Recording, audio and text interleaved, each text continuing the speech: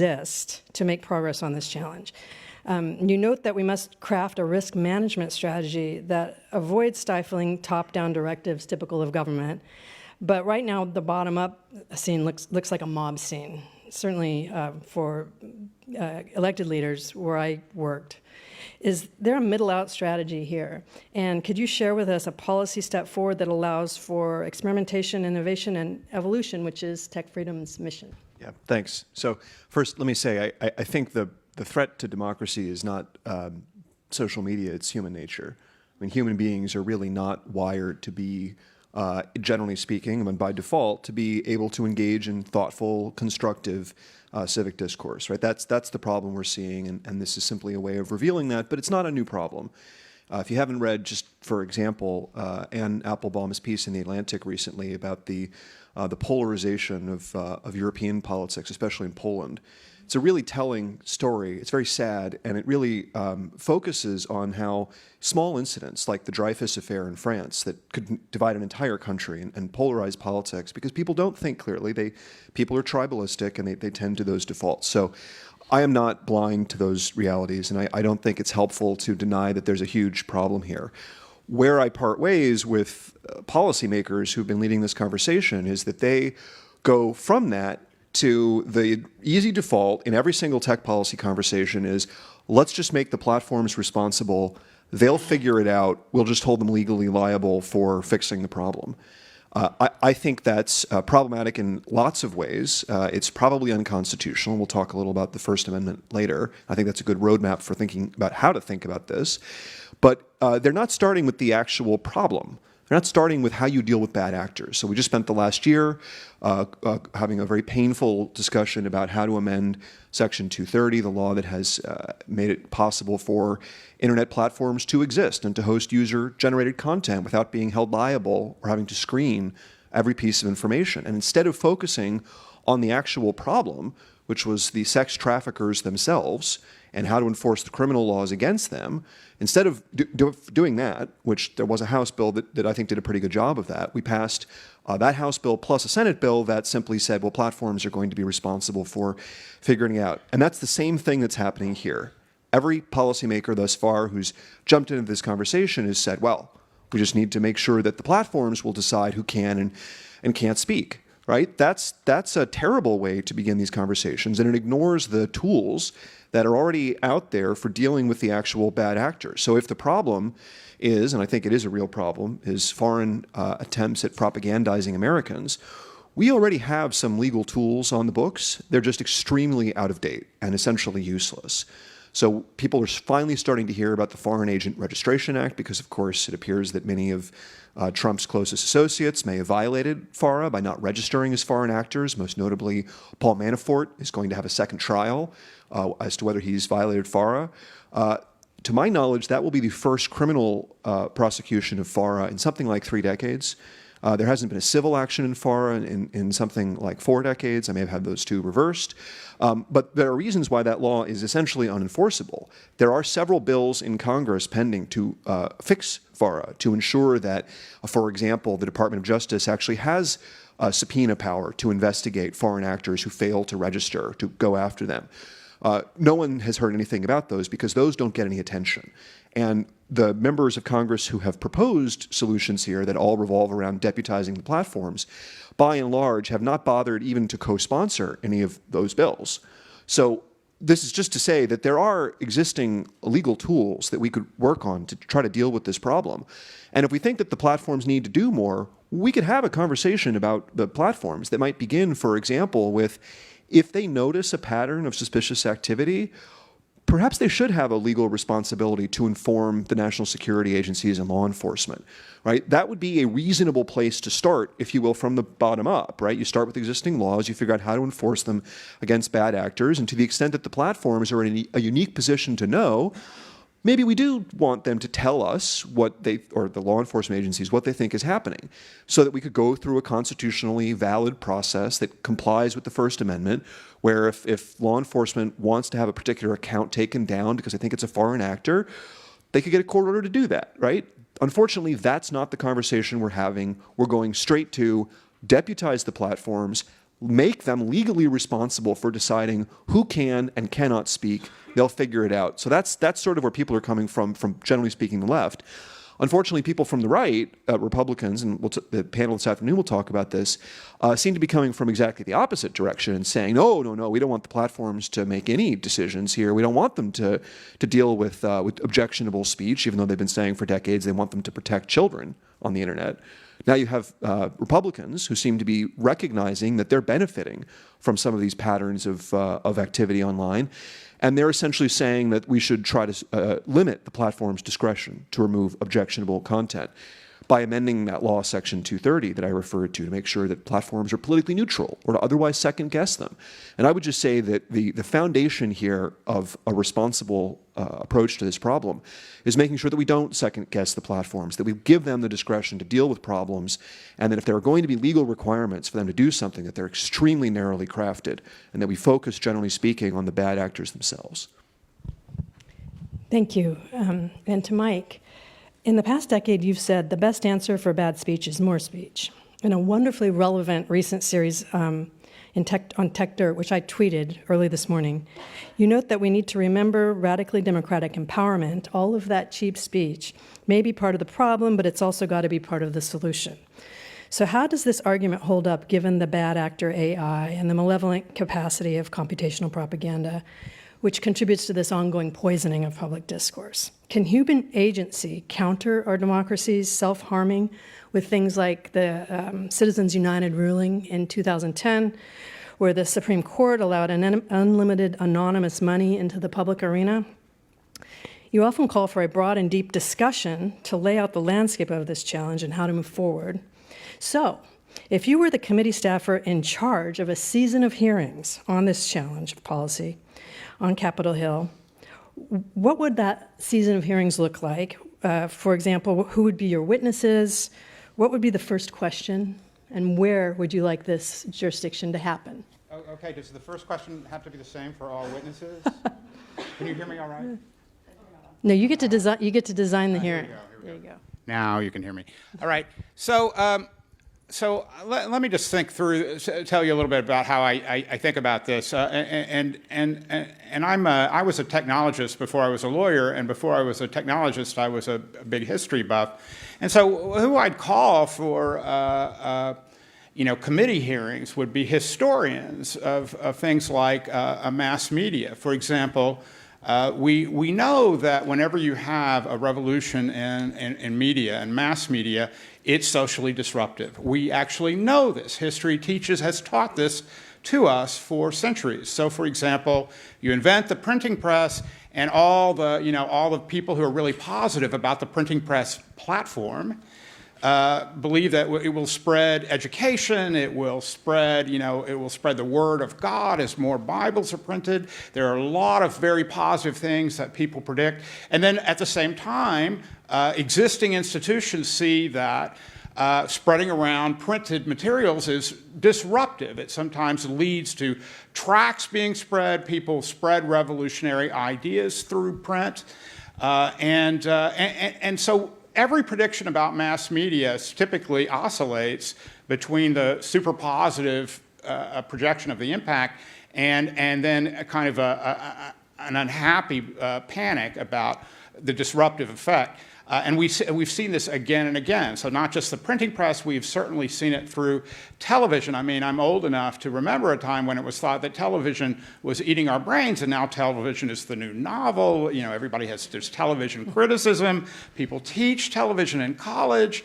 And by the way, the novel was, of course, the new novel at one point. Novels were thought to be corrosive. They were thought to be bad for moral character. A whole bunch of things happened with the printing press over the course of centuries. Now, so every time you have a new mass, and the telephone, I could go on, but every time you have a new mass medium, radio, broadcasting, TV, anything, you have, first, people are really upbeat about it, and then there's kind of a backlash of anxiety about it.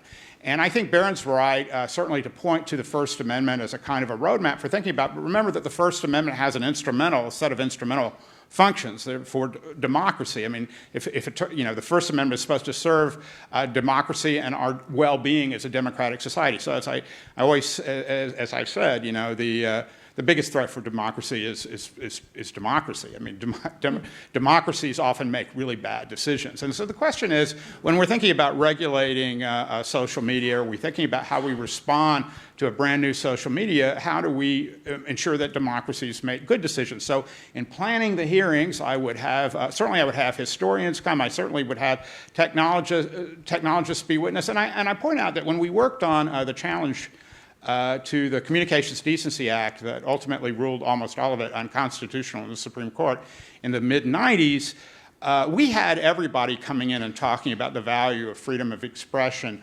on the internet and why the internet perhaps deserved even more First Amendment protection even than traditional media. We had and I think that's still true. I think that the question that you raise about the changes in the modern era towards not exactly monopoly platforms, but something close, where what happened to MySpace, what happened to other social media. We now have, Facebook is a dominant player, Twitter is in some respects a dominant player. And so does that change the equation? And I think that there certainly are issues to be raised there. As Tim Wu, I think, wrote in his book, The Master Switch, which actually talks about a series of policy developments that function, as a function of mass media leading to the internet and including the internet.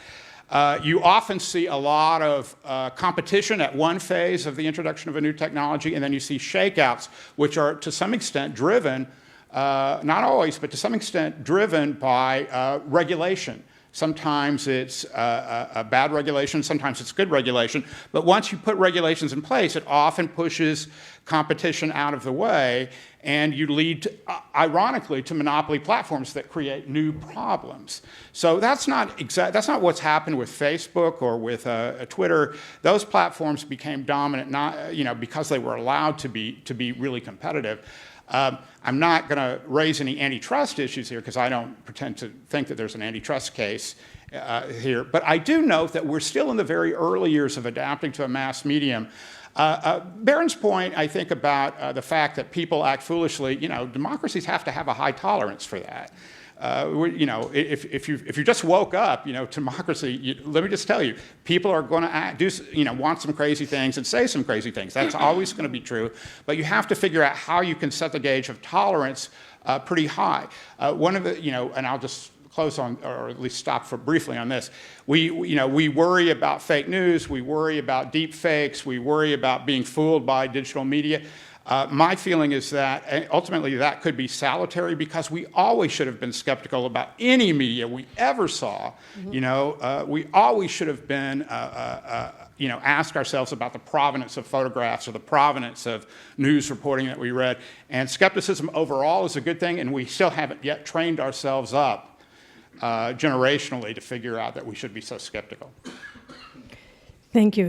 Interesting. Just listening to it makes me think of the foreign policy and international development economics, where other countries have experienced this so much already, and so this gives us a chance to see the United States in the scheme of things rather than as the scheme of things as democracies go.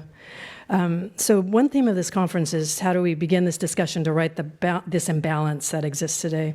There's a lot of policy frameworks and white papers out there. I'll name some from academia, Omidyar's new tech ethics framework at Santa Clara University, the ethical AI list that came out of Brookings this week, and at Georgetown we just did a big project on ethical blockchain, Senator Warner's regulatory framework, Tim O'Reilly's talking about remaking financial markets so they look more like public benefit corporations, so a systems change.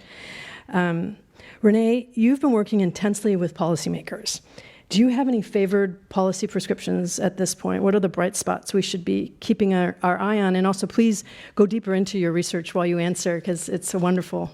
So I would say there's a couple things. First of all, I work on actually detecting misinformation campaigns. So I have this policy hat, and that's who I'm here as today. But my direct work, the work that I do all day long, is actually looking at signatures of artificial speech, right? So this is why when I hear things like we just need more speech, I think, well, for $5,000, I can buy a whole lot of speech. And I can make sure that you're not going to know where that speech came from. I'm going to make sure it's going to look organic. The biggest cell phone I've ever seen was Twitter's recent decision to allow this ad technology that it gives to campaigns, where you click a button and then so I, as a campaign, put out an ad. Recent example last week, I hashtag stand with Ted Cruz, some anthem thing. Twitter creates this ad. The Ted Cruz campaign tweets this ad of this card that this format that Twitter has developed, and real Ted Cruz supporters start. They click the button and it pops up a field in which the tweet is pre-filled, and then they effectively tweet a virtually identical statement to what the campaign has just tweeted. Now, you can imagine hundreds and then thousands of people doing this. You have literally made your users look like a botnet. So this is a product that Twitter has, for some inexplicable reason, decided is in some way furthering democracy, when what it does is, for people like me, it sets off this little alert on our systems that say that 2,000 people all just tweeted the same thing, which is a really great indication of bot activity. And then ironically, at 2 o'clock in the morning Texas time, a couple hundred to 1,000 people did all of a sudden tweet the same thing. So did all of those people wake up simultaneously at 2 in the morning Texas time to hit their button? Or does this this tool create an opportunity for bad actors to just all go and blast out the identical message, which gives the message lift and hopefully gets it trending? So this is the sort of thing that I look at. So when I hear more speech, I just think, well, it is very, very easy to buy speech. So can I ask you, so what... Yep. What exactly are you saying about that Twitter tool? I mean, I understand that it makes it hard to distinguish botnets from not botnets, but so what? Should Twitter not have done that? How should they have designed their tool? And do you think there's a regulatory response there? Well, what I'm trying to get at is the difficulty, and no, I'm not arguing for regulation at all here. What I am saying, though, is that there's a short term and a long term. So I've heard your points. In the short term, the platforms are the best lever for creating some sort of meaningful interference or shift in reducing the amount of computational propaganda. Regulation's not going to get there fast enough. Self-regulation's not going to get there fast enough. Individual actions by the platforms, who have a First Amendment right to do it, can actually inject some more of a restoration to speech being the type of activity that we've previously thought of it as. So not mass algorithmic, artificially amplified speech. You might feel that that we are somehow served in the political discourse by having a system in which vast networks of bots can spam a hashtag and push a message. I think that that's artificial. I think that it doesn't really add value to the conversation. I think that it's very easily manipulatable by the sort of litany of actors who want to push it. I don't think that that's a political dialogue. Well, let me hold on. So I don't disagree with you. I'm just trying to tease out, what exactly do you think Twitter should do differently? How should they, if they don't offer that tool, what should they do? Well, they have a retweet button. I mean, if you want to retweet it, you can click the retweet button. This is an opportunity for someone to literally push out the same spam message, the same message, in a rather spammy way. So this is an interesting design decision, and I do think that we have to be thinking about one of the things we can do as technologists is think about the design of our systems and how design choices lead to conversational structures, which then lead to conversational frameworks and norms, which then lead to particular types of outcomes. I'm saying that. Do you want to not get into no, I just want because we're going to have a chance to go back and forth, and I'd also ask people to tweet questions at us with the hashtag, and during the course of the day, again, we'll get back to you if we don't have enough time for all of you on the dais. To answer the actual question you asked very briefly, then, which one's out there, the policy. Yeah. So so there's regulation, there's self-regulation. We have the laws, norms, markets, architecture kind of framework. There's a lot of different levers in play. In the short term, I do believe it's the platforms, that their design decisions, their reweighting of algorithms that has the most immediate impact on striking the right balance between real speech and malicious automated speech. In the longer term, my preference is actually more for better communication in the way that you described, actually, between governments and, or between security apparatus and the platforms, rethinking the information operations doctrine, creating more of a deterrence framework that reduces the that increases the consequences for people who choose for foreign actors that behave in this way. Okay, thank you. So you said he wanted just a real specific. I just want to say quick very response. briefly about simultaneously timed floods of tweets that look like botnets. As many of us know, and certainly as you know, it's possible to arrange for those phenomena to arise with staggered tweets that are automated either through use of the tools on a platform or through use of an intermediary tool that does it for you. I just want to put that out there so that in some sense, it becomes a technical race. Do you want what is it that you want the platforms to do? Because the particular signature of botnet-like human activity is something that can be suppressed through various fairly straightforward measures. I understand, I like, just agree. the idea of making this part of your design decision-making. Yes. Bake it in at the beginning, so it's in the DNA of the platform. That Yeah. helps democracy. I totally. You look at the dissemination patterns, you look at the actors, and the content actually should be last on the list of the things that you're looking at. Okay, thank you. Berin, many have noticed that the Facebook hearings before the congressional committees last April were sort of a Sputnik moment for technology's impact on American democracy. It's easy to blame Congress for the sort of humiliating performance and Q&A that happened there. It might be the world's most powerful legislature, but it eliminated its technology staff in 1995. It's working at something like 40% less expert staff than it had in the 1970s, which was when those Schoolhouse Rock videos were made, to date that. As a pre-post-truth conservative and a lover of institutions, what policy framework do you advocate moving forward? A what? A pre-post-truth? You're pre-post-truth conservative. Okay, first of all, I'm not a conservative. Okay. I think the pre-post-truth part is a compliment, so thank It you. is, it is. Okay, so there's a lot to unpack there. So first of all, I am also a space lawyer. Space history is actually one of my particular interests. And I think the analogy to Sputnik's actually a great one because that was a great example of a hysterical panic over nothing, right? Sputnik was a fucking beeper. It didn't do anything. Right, and the actual, if you want to read the great book on this, read The Heavens and the Earth, Walter McCormick's History of the Space Age, which basically showed that the United States actually had probably greater capability than the Russians, but basically Eisenhower wanted the Russians to go first to establish the principle of peaceful overflight in space. And he basically kept this a secret. He didn't want to reveal U.S. intelligence assets and essentially allowed the Democrats to win the 1960 presidential election because he valued his country more than his party. And he also hated Richard Nixon for, turns out, very good reasons.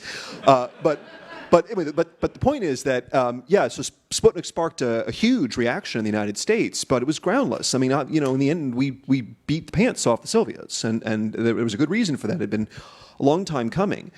Similarly here, I think I don't want to diminish the threat to democracy and the potential for manipulation of public opinion. This is a very real problem. So do not mistake anything I say today for diminishing that.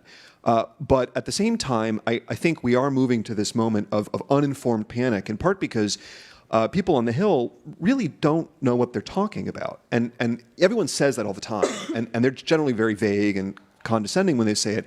I mean it very specifically. So just for example, you had in the round of discussions about this that started last fall, you had this unbelievable frenzy of concern about that $100,000 that was spent on by the Russians on advertising. And the solution, therefore, was to clamp down on advertising. Well, now, Renee is much more of an expert on this than I am, but as I understand this, that $100,000 was essentially not spent on buying ads, it was spent on promoting accounts. And it was an important, but a relatively small part of a viral marketing strategy. So the real effort to manipulate public opinion in the United States was not the thing that is fairly easily regulated in the traditional framework of regulation, which is this expenditure of funds on buying ads.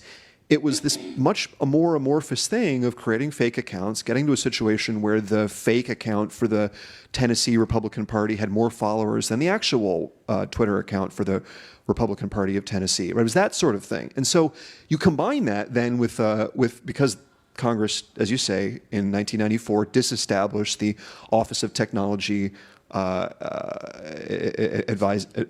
Assessment, the OTA. So they don't know what they're doing on the tech. They also don't understand the First Amendment at all. They don't care. They don't talk about it. When they do talk about it, they get it wrong. So this entire conversation about the Honest Ads Act and regulation of speech in Washington has proceeded from the false premise that this is just like broadcasting, right? Technologically, it's the same. It's the buying of ads, so we'll just regulate that. And if we can have these rules for broadcasting, why can't we have them for other media? Well, if you know anything about the First Amendment, you would know that broadcasters do not get full First Amendment protection because of the Supreme Court's 1969 decision in Red Lion, where the Supreme Court said, well, the government is issuing licenses to use the limited, scarce public airwaves. And for that reason, we're going to let the government regulate. Well, that's just not true for any other medium. And I can point you to the Supreme Court decisions that make this very clear. And it means that this entire conversation has been built on false premises about A, the technology, and B, what is constitutionally permissible. So it's a complete waste of time. We're not actually talking about the things I mentioned earlier, the things that the First Amendment generally gives you a roadmap to addressing, which is what's the government interest, how compelling is it, how do we deal with it through narrowly tailored mechanisms, which basically means starting from the ground up. What are the least restrictive means? If we had that conversation as a general matter, I think we'd get to a much more constructive place about regulation. We wouldn't waste our time on things that are going to be ineffective, or they're simply going to be struck down as unconstitutional, which most of these proposals, including those proposed by Senator Warner, would be. Right, thank you, thank you. And my last question, before I'll have you ask each other questions if you'd like, is for Mike. And it's two parts. With considerable foresight, you predicted this current dilemma years ago. In 1990, could you explain Godwin's law for our viewing audience, right. which is my mom on a windmill modem in New Mexico somewhere. Yeah. You predicted that we would descend into antagonistic polarization, and then all of a sudden Russia weaponized it. Did you see this coming? And then second, given the possible steps forward we just heard, could you troubleshoot? What do we risk in the future by adopting restrictions in law now? Are we overreacting with new legal remedies? Could you put forward an alternative? Okay, well that's a lot, so I'll try to be brief so that everybody can quiz me on what I say. So Godwin's law is like it's like singing My Way. If I were Frank Sinatra, singing My Way. Yeah, sing My Way. No. Godwin's law is a thing that you can look up on the internet. You're not going to sing it for us? Godwin's law says, as an online discussion continues, the probability of a reference or comparison to Hitler or to Nazis approaches 1. It's better when you sing it. It is better when I sing it. Some aspects, certainly some aspects of the anxiety about social media are things that I predicted before there were social media platforms. We have always known this, and I've written about it again and again, and I guess I've made a career now out of writing about different aspects of it. But there are some things, I want to be clear, there are definitely some things that are new. Certainly the acceleration of dissemination of rumor is new, is a new thing. It's faster than it ever has been before. There are issues that people raise, and I want to just footnote this. There are people raise about computational propaganda and artificial intelligence, and there are different ways that issue is analyzed. But I'll note that there was a certain amount of anxiety about advertising, mass advertising, half a century ago, a little more than half a century ago. Vance Packard, wrote a book about it. It was a big deal, and the idea was that we were being manipulated, that we're losing human agency because we're exposed to advertising. And the whole and what we learned is that Madison Avenue was hiring psychologists who put people, in labs and experimented on them to optimize how advertising works. And they did all this research, and they did it again and again. And then the theory was that advertising makes us all, lose our ability to make choices or lose our ability to think reasonably about stuff. All sorts of mass media actually do affect our ability to think rationally. That's absolutely true, and I don't want to dispute that. But we also have responsibilities in democratic societies to train our brains to do better. I mean, and ideally, we educate ourselves to do that, or we educate one another to do that. And so every time to some extent, computational propaganda and AI strike me as the boogeyman du jour. I mean, it was advertising and psychological testing, and motivational research was the word that they used a lot back then. But to come back to your question, Renee. So it's what is your favorite what is your favorite alternative? What would you do, starting in the new session of Congress?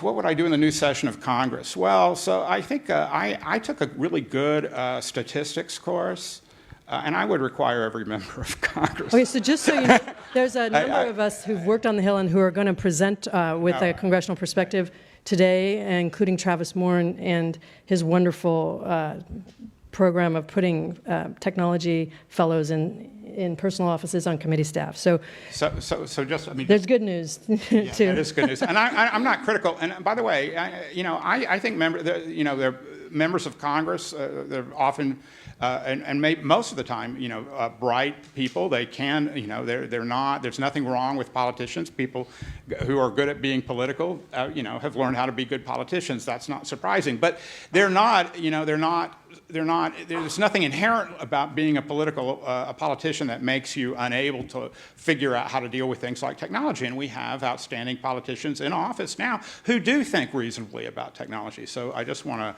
give you that glimmer of hope. And the other thing I would do is say, in terms, you asked what I would put in front as an alternative. I think we absolutely ought to have kind of a proactive, one of the things that we do in dealing with the rest of the world, as you know, is we have a Voice of America. And the purpose of Voice of America is not to be a propaganda voice for the USA. The purpose is to illustrate in ways around the world where otherwise there wouldn't be any proof of this, what journalism looks like, what media looks like. You prove it by positive examples. So what I really want to do is explore programs that show by positive example how we can respond as citizens and collectively to the changes that a new mass medium like social media platforms brings.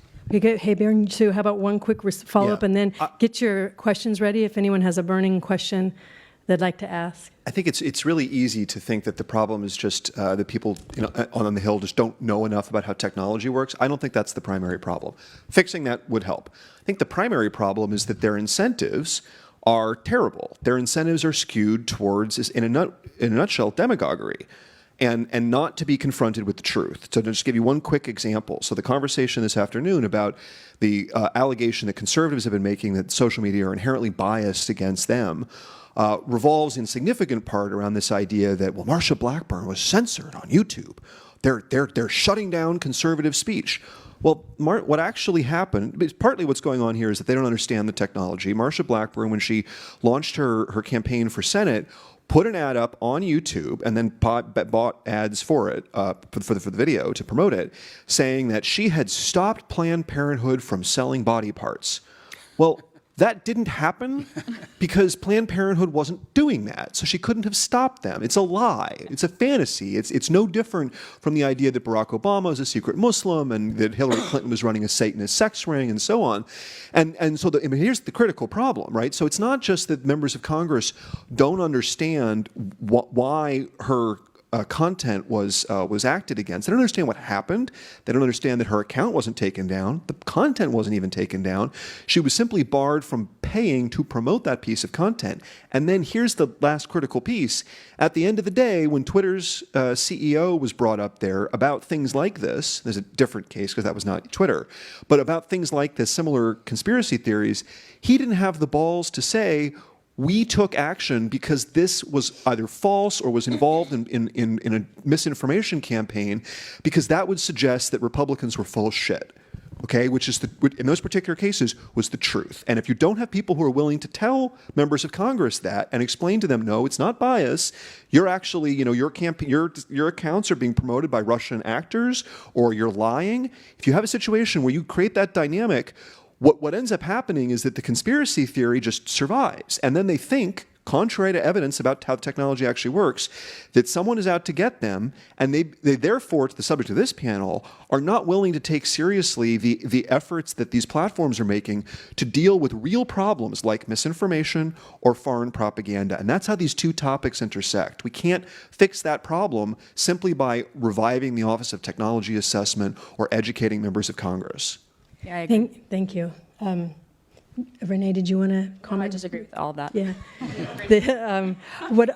Could you put the slide back on of the legislative status steps if you have it available? So just really quickly, I would love this audience's help in the research I'm doing in congressional districts. We're doing something called building a Congress stack.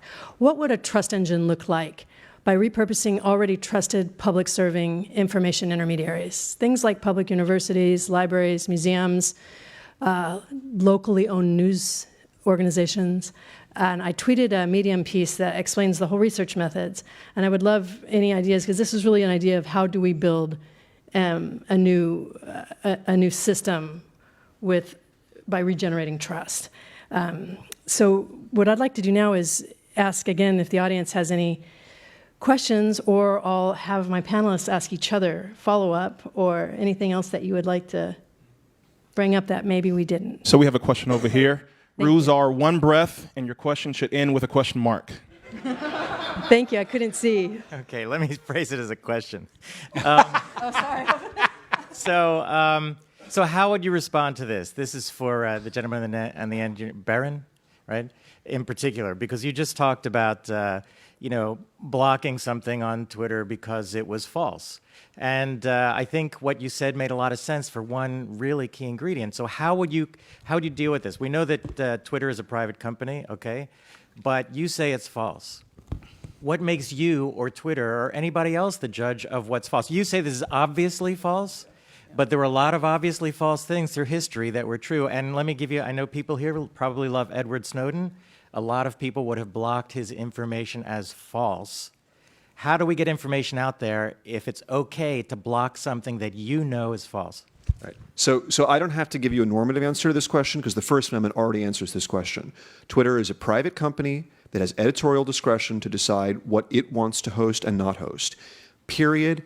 End of story. It's not a public forum, except insofar as maybe Donald Trump's Twitter account or the politicians' pages on Twitter. Those, perhaps, are considered public fora in the sense that government actors can't limit your ability to interact with those. The services overall are private. It's up to the platforms to decide what is true and false. Now, we can have a non-political, ethical conversation about how they should do so, what sources they should rely on. Is the Southern Poverty Law Center a reliable gauge of what constitutes a hate group? Those are all perfectly valid questions. We can talk about what degree of transparency, how they should explain themselves. But at the end of the day, the First Amendment in general is a really hard pill for anyone to swallow. It always has been, right? So when I sit here and I say that I think we are facing a very grave problem, that human nature is fundamentally flawed, that social media are making the problem worse, that is not inconsistent with my saying that there's really very little that the government can do to regulate the platforms about it, because they have First Amendment rights to deal with the problem. So it's not a satisfactory answer, but no conversation about the First Amendment ever is, really. I'd add one thing to that really quickly, which is just we try really hard when we're looking at a particular campaign or evidence of manipulation to not address to not look at the content. So we look at the voices. Are the accounts authentic? You hear a lot about the disproportionate number of conservatives who lost followers in the bot rapture. That's because they had a disproportionate amount of bot followers. The bot rapture? Which is? You have to explain that. when Twitter just deactivated a whole pile of fake accounts. So the unfortunate... industry insider terms. When those accounts disappeared, were taken away, these sad reality, Barack Obama actually lost, I think, the largest number, just by virtue of the massive number of followers he had. There's a lot of complaining among the sort of the rank and file people who don't understand the algorithm, don't understand what's going on, that they were being censored, their followers were being taken away. No, bot accounts were being taken down. Similarly, so when you have the voices, then you have the dissemination patterns. A lot of what we look at is there evidence that this video is being artificially amplified in some way? The person who put up the video may not have intended for that to happen. But that's the entire problem, and that's where the tech platforms have to do a better job, because as long as a Russian botnet can pick up Ted Cruz's stupid click button message and amplify it 10,000 times more, that at that point is on Twitter, because what it does is it actually does silence the voices of the real people who were going through that clicktivism campaign, because the artificial amplification comes in and shuts it down. Artificially amplifies it, and then the platform clamps down on it as a spam. So the irony here is that in some ways the freedom of kind of algorithmic freedom of speech in many ways is silencing the very real voices that actually have something to say. So let me just add something, because I think I can tie something that Renee said and something that Berin said together, and that's that we recognize under the First Amendment that we can have time, place, and manner restrictions. They're content neutral. So if you want to sort of think about this in terms of First Amendment talk, it certainly seems possible that the platforms could decide on their own, and ideally they would do that rather than be compelled to do it by a government that may not know every single thing that they need to know in terms of designing the algorithms. But certainly the platforms could impose restrictions. Certainly platforms could impose the restrictions on how the platform is used that are content neutral, and I'm not opposed to that. I think, let me real just- fast, there's just one Yeah, let me person just who's note been here waiting one over quick here. point. So setting aside everything I've just said about the First Amendment, doesn't apply in the European Union, and the General Data Protection Regulation, the new European Privacy Regulation, has a requirement that algorithmic decisions be explainable. It is yet to be seen what that means in this context, but I don't see it why it wouldn't apply. So there is going to be perhaps a legal mechanism outside the United States that requires some degree of explainability for why these decisions are being made, and we'll see how the platforms respond. Thank you for that, yeah. Ma'am, you get to clean up. Thank you. Okay,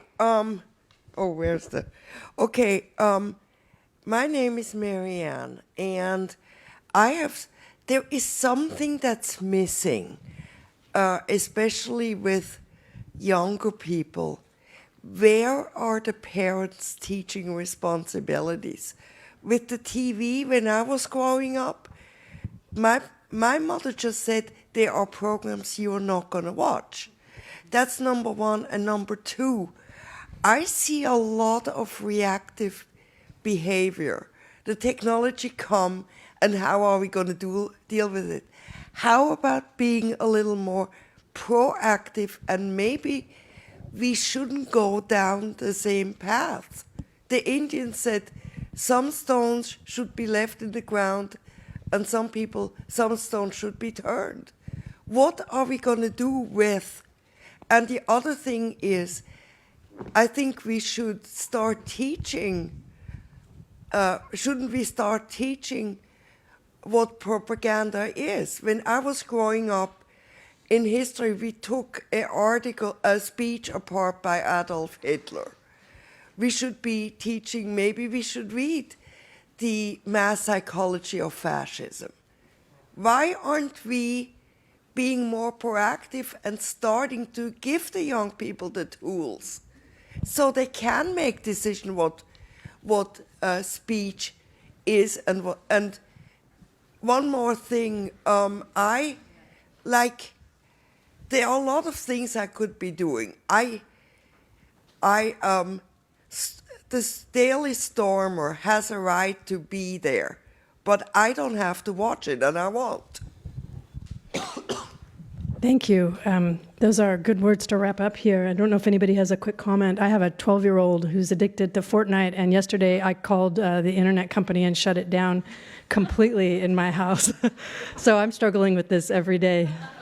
I think one of the things there are definitely. I have two little kids, and we're very careful. They can't read yet, so we're not quite at that point. But I think one of the challenges has actually been explaining to older people who didn't grow up with the algorithms how they work, what they do. I spent a lot of time engaging with people on Twitter after the bot rapture, talking to people who had lost a lot of followers and listening to what they had to say, and they were saying things like, "Well, I know I'm being censored because people don't see all of my tweets."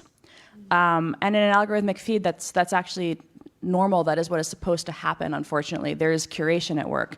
I think that people don't understand the extent to which the internet is curated, because one of the main differences in sort of the earlier eras versus now is the problem of information glut. There is so much content. And that's why so much of it, when we talk about the platforms decide what you see, that's because in some ways there's no way for that not to happen, because the curation is such a key component to the experience on the internet. And I have noticed that people who are more accustomed to more traditional broadcast or believe that when they say something on Facebook, everyone who follows them on Facebook sees it, I don't think the platforms have necessarily done the best job at explaining what they do, and not the specifics of how it works, not the trade secrets, but just the fact that content on the internet is curated, and that is not censorship. So two quick points, right? So get back to the First Amendment. Every First Amendment approach to any issue begins with less restrictive means, and at the top of that list is always education and things like parental empowerment. If we spent half as much time in Congress talking about funding civics education in this country, instead of fantasies about how to regulate social media platforms that make headlines, we would be in a much better position. That's point number one. Point number two, to your point about there are some stones that shouldn't be turned. Look, unfortunately, this is the technological determinist in me tells me that every stone that can be turned will be turned. And we have to deal with that reality. There is no way to stop that from the top down. The best we can do is try to build an informed citizenry and not discourage the gatekeepers that we have today, which is, frankly, the platforms do play that role, from exercising some discretion. And unfortunately, there are people, for political reasons, who are trying to undermine the platform's ability to do so by setting up the government as a second guesser of the decisions they make. So I have one more thought, just very briefly. The risk right now is that we will, and keep in mind that the law, Section 230, that protects platforms was designed to enable the platforms to curate, because everybody understood that platforms wanted to be able, that we needed platforms. We needed media, we needed the World Wide Web and the internet to be able to have people make decisions about what to show us, so that we weren't necessarily swamped with a glut of information. And the second thing you have to recognize is that when you require platforms to do this, because human beings ultimately are at the top of the decision chain about how to curate in response to pressure from Congress, you see it, and when Congress and the rest of us are unhappy with the result, then we'll ask them to regulate more. So it turns into a cycle where we keep pushing the platforms to do more and more, and we're unhappy because the wrong people are silenced, or for other reasons, because it's ultimately human fallibility informs the censorship decisions. Thank you, panelists, and catch up with us in the break if you have follow-up questions. Thanks. Please join me in thanking the panel for a great conversation.